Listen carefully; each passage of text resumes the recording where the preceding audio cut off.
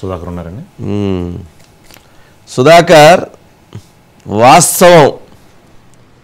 వాస్తవం ఏంటి అంటే ప్రతి పార్టీకి ఎన్నికల సందర్భంలో అందరికీ కావాల్సింది ధనం మూల్యం జగత్. దాని నేపథ్యంలో ఇంత పెద్ద సబ్జెక్టు, దీంట్లో తప్పు అవినీతి ఈ రెండు తప్పు పొలిటికల్ అటెన్షన్ కనపడుతుంది, కానీ కరప్షన్ అటెన్షన్ మాత్రం లేనట్లుంది. అది మాయమైపోతున్నట్లుంది. ఏమంటావు? ఏమనుకుంటున్నారు? ఏమనిపిస్తుంది? కాంగ్రెస్ ఆరాటమైనా, బీఆర్ఎస్ పోరాటమైనా, లేకుంటే బీజేపీ సన్నాయి నొక్కులైనా, ఏది ఏమైనా రాజకీయ పార్టీలన్నింటిది కూడా కాళేశ్వరం ప్రాజెక్టు విషయంలో ప్రజలకి దోషులు ఎవరనేది చాలా క్లియర్గా చూపెట్టాలి. ఫలాని వాళ్ళు దోషులని చూపెట్టి ప్రజల మద్దతును వారికి నుంచి దూరం చేయాలి. ఈ పార్టీల పరిస్థితి ప్రస్తుతం ఇలాగే ఉంది. మీరు చెప్పినట్టు కాళేశ్వరం ప్రాజెక్టుకి ఇప్పటి వరకు 29,000 కోట్ల రూపాయలు చెల్లించారు తీసుకొచ్చిన అప్పుల నుంచి. 87,000 కోట్లు అప్పులు తీసుకొస్తే 29,000 కోట్లు అసలు చెల్లిస్తే ఇంకా ఇప్పటికి చెల్లించాల్సింది 105,000 కోట్ల రూపాయలు ఇంకా ఉంది సార్. ఇదంతా పూర్తిగా ప్రజాధనం, ప్రజల సొమ్ము, ప్రజల నుంచి వచ్చిన సొమ్మిది. దీన్నంతా ఇంత దుర్వినియోగం జరిగితే పీసీ ఘోష్ ఇచ్చిన నివేదికలో నిర్మాణ సంస్థలు ఏమేమి ఉన్నాయి, ఏ నిర్మాణ సంస్థ ఎక్కడెక్కడ పనులు చేసినందుకు వారికి ఎంత ప్రభుత్వం నుంచి ముట్టింది, ఆ ముట్టిన దానికి అనుగుణంగా పనులు జరిగాయా లేకుంటే నాసిరకం పనులు జరిగాయా అని ఆయన ఎక్కడ పొందుపరచలేదు.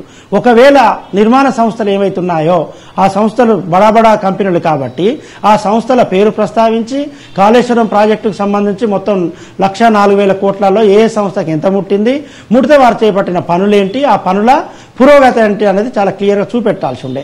ఒకవేళ వారు నాసిరకం పనులు చేపడితే ఆ సంస్థను బ్లాక్ లిస్ట్లో పెట్టాలని ఒక ప్రతిపాదన చేయాల్సి ఉండే పీసీ ఘోష్.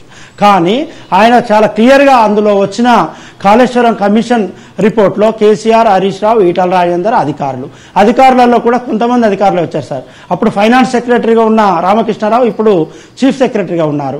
ఆయన పేరు ప్రస్తావన ఎక్కడ రాలేదు. అంటే ఇలా చూసుకుంటూ పోతే కమిషన్ సంబంధించి రిపోర్ట్ ఇచ్చింది. కమిషన్ ఇచ్చిన రిపోర్టు కర్త కర్మ క్రియ అని ఇంతకుముందు మీరు చెప్పినట్టు కేసీఆర్ అని ఇచ్చింది. అది కమిషన్ 16 నెలలు విచారణ చేపట్టి సుమారు 93 నుంచి 100 మందిని విచారించి చెప్పాల్సిన అవసరం లేదు. భారత రాష్ట్ర సమితికి సంబంధించిన నాయకులు ఇంక్లూడింగ్ కేసీఆర్తో సహా ప్రతిసారి నా మెదడును రంగరించి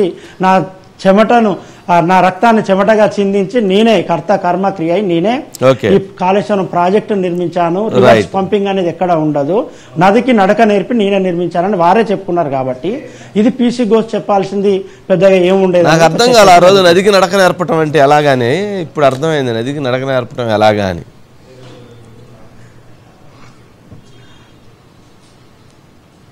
అంటే రివర్స్ పంపింగ్ చేస్తున్నారు కాబట్టి రివర్స్ పంపింగ్ అనేది ఎక్కడ ఉండదు. ఇది బహుళార్థ ప్రాజెక్ట్ ఇది. కాబట్టి గత ప్రభుత్వం తమ్మడి అట్టి దగ్గర ఆ పంపులు కాలొద్దు, ఆ పంపుల గురించి మాట్లాడొద్దు, ఆ పంపుల గురించి మాత్రం మాట్లాడకూడదు. ఎందుకు అనంటే ఆ పంపుల దగ్గరే ఉండాల్సినటువంటిదంతా.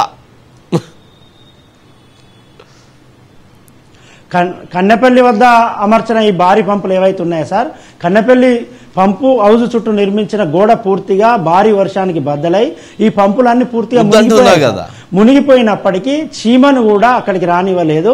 ఆ ప్రాంతంలో చీమను చిటుకనియలేదు అప్పుడున్న బీఆర్ఎస్ ప్రభుత్వం. అంటే బాహ్య ప్రపంచానికి అది తెలియడానికి 6 నెలల సమయం పట్టింది సార్. అప్పుడు దానిలో జరిగిన వ్యవహారం వద్దంటున్నా కదా సార్, వద్దంటున్నా కదా.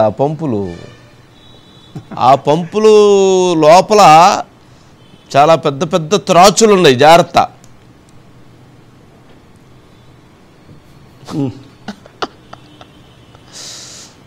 చెప్పారు కదా కాగిచ్చిన రిపోర్ట్లో, ప్రజల సొమ్ము కాగిచ్చిన రిపోర్ట్లో బిహెచ్ఎల్ వాళ్ళు దగ్గర నుంచి 4 పంపులు కొంటే 4 పంపులు 7,212 కోట్ల రూపాయలు అయితే అసలు ఒరిజినల్ కాస్టు 1,686 కోట్ల రూపాయలు అవుతుంది. 5,525 కోట్ల రూపాయలు 5,525 కోట్ల రూపాయలు అవినీతి జరిగిందని కాగ్ ఇచ్చిన రిపోర్ట్. నేను చెప్పేది కాదు ఇది. అందుకని ఆ పంపుల గురించి, ఆ పంపులలో జరిగినటువంటి అవినీతి గురించి, ఆ కంపు గురించి, ఆ కూల్చివేతల గురించి మనం కాగ్యూ తప్ప పీసీ ఘోష్ కమిషన్ కూడా మాట్లాడలేదు.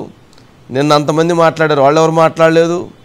ఇవాళ మాట్లాడిన వాళ్ళు మాట్లాడలేదు, మొన్న మాట్లాడిన వాళ్ళు మాట్లాడలేదు. ఎవరూ మాట్లాడట్లా. ఢిల్లీ మాట్లాడట్లా, ఇక్కడ అధికార పక్షం మాట్లాడట్లా, ప్రతిపక్షం మాట్లాడట్లా, మిగిలినటువంటి వాళ్ళు మాట్లాడట్లా. ఏమైపోతుందో. అంటే ఈ నిర్మాణ సంస్థలన్నీ అన్ని రాజకీయ పార్టీలకు ఎన్నికల బాండ్ల రూపంలో డబ్బులు సమకూర్చేవారే కదా సార్. అందుకే ఏ పార్టీ కూడా వీరి ప్రస్తావన తీసుకురాదు, పంపుల ప్రస్తావన తీసుకురాదు, ఇవన్నీ ఏవి తీసుకురాదు బయటికి. సరే, ఓకే సుధాకర్, నేను ఫోన్ చేసి మాట్లాడతాలే.